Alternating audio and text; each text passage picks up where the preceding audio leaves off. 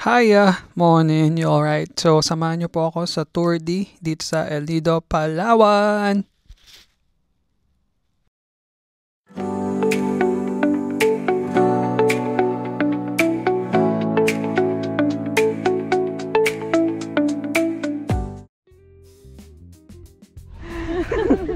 Hindi na pala namin gusto sabihin kasi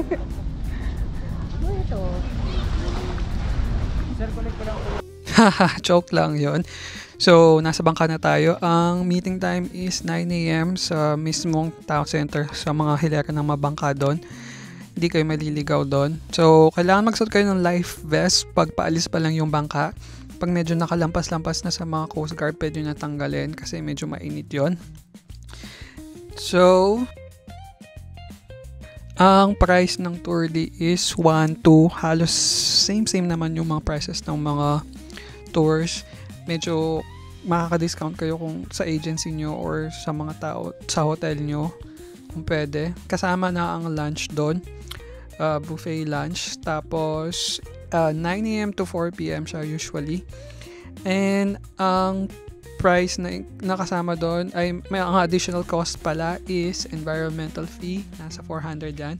Lagoon entrance 200 per person to.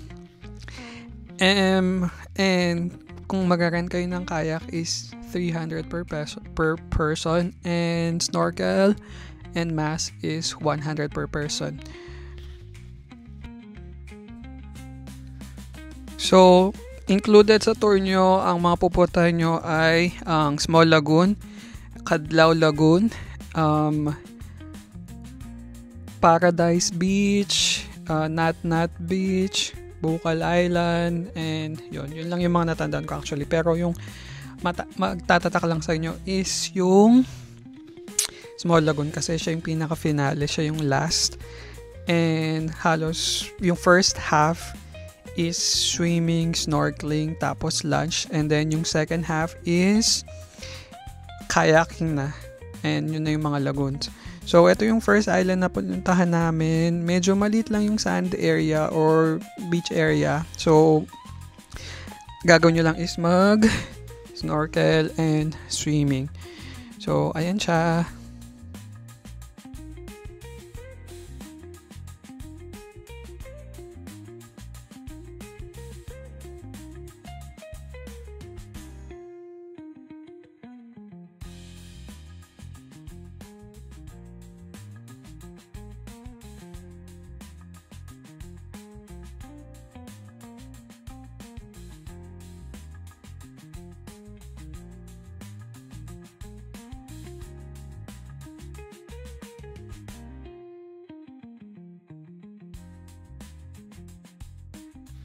So, every island, yung mga first few islands nyo is around 30 to 45 minutes kayo magstay.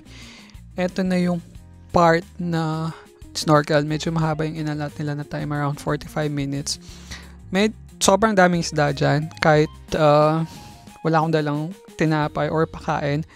As in, dumog talaga sila. So, nakabes ako dyan kasi hindi ako ganun kagaling mag-swimming. So, if pro naman kayo, wag na kayo mag-vest kasi malalim yung tubig. So, makakasisad kayo sa ilalim, makikita nyo lahat. Kung di naman, for safety, mag-vest kayo or something. So, ayan. Sulit naman siya for me, yung part na yun na pag-snorkel. Medyo wala lang kami nakitang mga pawikan dyan. Pero, sobrang dami ng isda dyan. Ayan siya.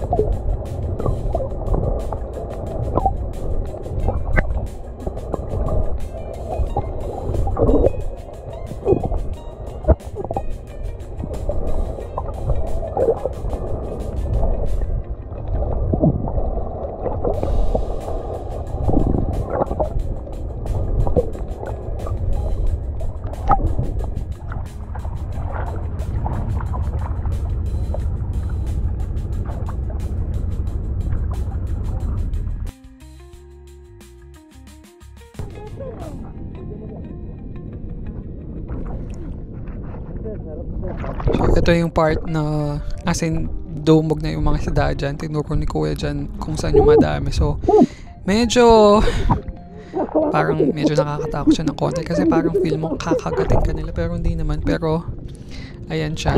Super as in tumidikit na sila sa legs mo, sa paa mo. So, ayan siya.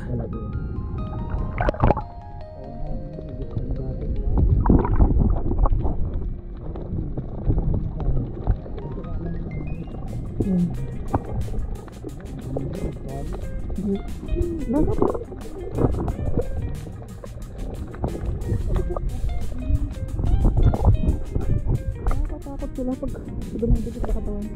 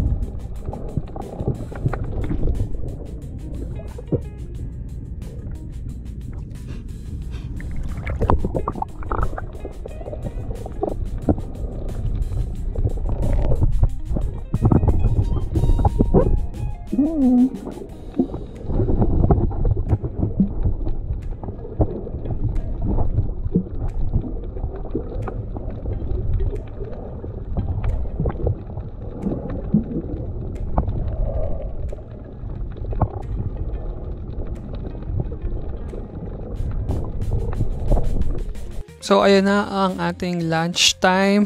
May buffet yung lunch. May fish, may pork, may chicken, pancit, may rice, may fruits at soft drinks.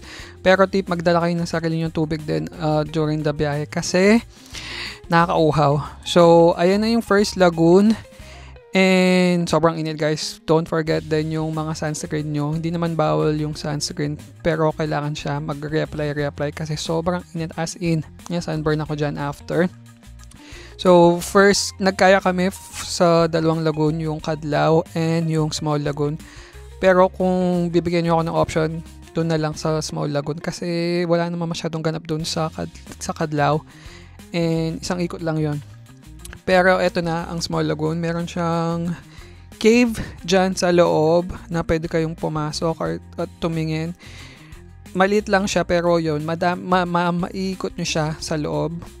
And malawak yung Small Lagoon. Kahit small siya, malawak siya. So, i-recommend ko to kung gusto nyo ng tahimik na tour, kung introvert kayo, kung ayaw nyong madaming kasabay sa tour.